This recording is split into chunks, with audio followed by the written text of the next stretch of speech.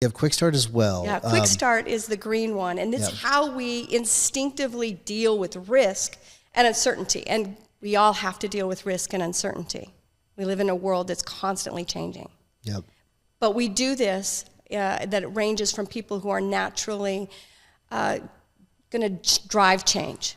They are innovators. They are always looking for the next best challenge or the newest way to approach something. They have lots and lots of ideas all the time.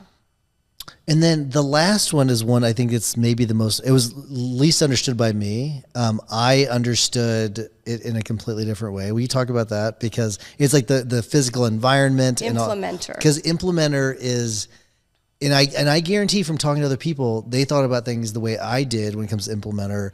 We thought about them as like, okay, this is like, you're the one that implements things, and it's not that at all. No, it isn't. And we recognize that. It's just that we're so entrenched in our brand now that it's Implementor. Right. We just spell it with an OR. We're not talking about the verb to implement, like implementing a software system or a plan or some kind of production. We're actually talking about how an individual uses implements and tools with their hands, physically, in the environment, the things they can touch, the things they can move, the things they can control tactily. And so the instinct to do that has to do with how you deal with space, physical space, and tangible items. And it ranges from people who naturally are very hands-on and think in terms of literal concrete building materials. They think in 3 dimensions.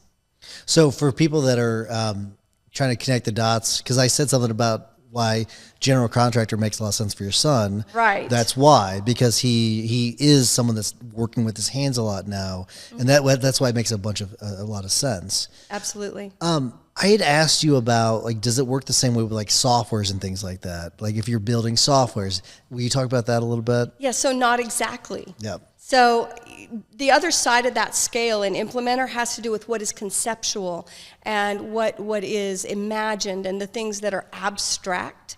And a lot of things that have to do with software and building code and things like that, even though we use the word building, it's really much more conceptual and abstract what we're doing. It's more like math than swinging a hammer. Right? And so it's just not quite the same thing. However, there is some 3-dimensional software design and CAD design and like video game design that can start to maybe draw on a different kind of strength in that Implementor mode. Yeah.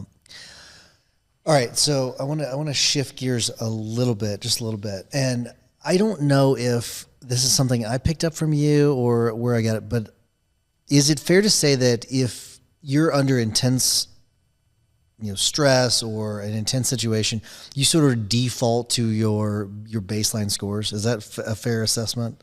That's an interesting way to put it. Okay, so I'm glad you'd put me straight here. So no, I'm not actually putting you straight though. So you're pretty much right. Yeah. When you are put under pressure, your instincts kick in because they are what's first. You aren't going to think about what do I need to do here. You're not going to be figuring out, am I motivated to do this? Do I like this? Do I prefer this? No, you have to act right now. That's when your instincts will kick in.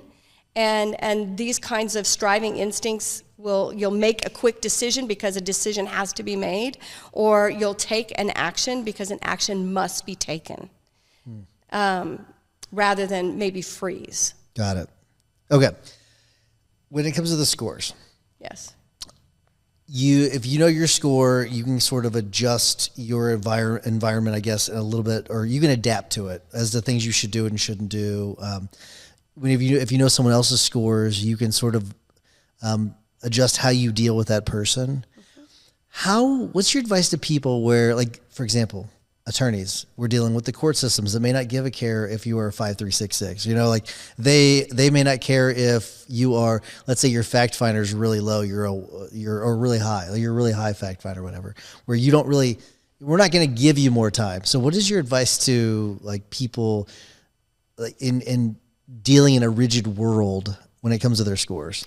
Well, the world doesn't revolve around us, does it? Not at all. No. And so just because you know what your Colby result is, your MO, your best way of getting things done, doesn't mean that anybody else cares. And so you have to become your own best advocate, and you have to set yourself up for success. So I'll pick on you since you're the one here, right? Absolutely, This yeah. is your podcast. So your 3 and follow through must have been a lot of fun in law school.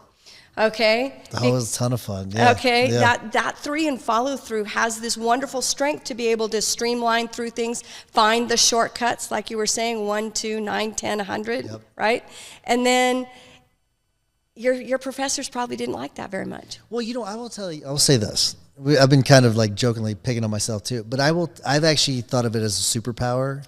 Yes. Because I feel like I can simplify things very easily. So I'll see this jumbled mess of stuff, and I don't like to mess around with the whole jumbled mess. I'm not going to read through the whole jumbled mess. I'm just going to look at the things that are important in the jumbled mess and pick them out. So I actually saw it as a superpower in law school because I could easily see this. I really struggled with seeing, okay, I've got 35 pages of this one case to read. I'm going to get to the freaking heart of what it is. And so I would use like horn books to like, okay, to kind of figure, like just to digest it down. So I did kind of go from, the whole 99 to 100. And so I did take some shortcuts, but to me, it was like, I'm cutting out all the nonsense is what I'm doing. So that's the way I looked at it. Well, a lot of that is your fact finder number, by the way. Yeah. Okay. Because it's how you were gathering and sharing information. It was all about, I was the same way in college. So I totally get that because I'm also in that middle zone, and I do not need all that detail.